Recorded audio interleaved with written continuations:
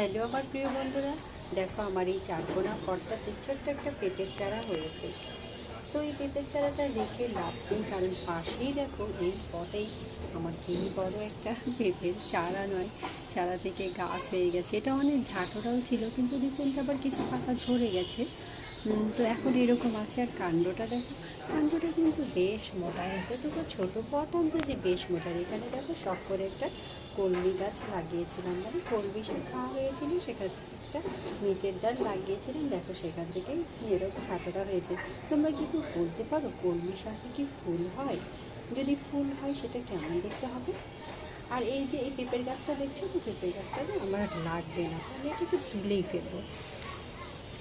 এভাবে কাণ্ড ভেঙে দিলেও হয়, গোড়া আস্তে আস্তে এমনিতেই মরে যায়। তো যাই হোক বন্ধুরা, পট বুঝেই গাছ রাখা ভালো। আর মাঝখানের এই অপরাজিতাটা না খুব লম্বা হয়, লম্বা হয়ে আমার এই পেঁপে গাছটাকে ছেয়ে ধরে। অপরাজিতার কাজই তো ছেয়ে ধরা, তো এরকম ছেয়ে ধরে।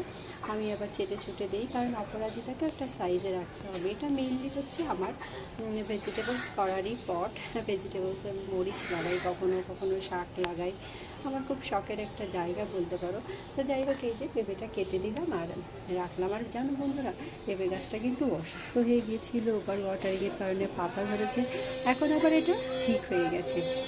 তো দেখি কি হয় এরপরে, পেঁপে গাছটাতে যদি ফুল আসে তোমাদের দেখাবো।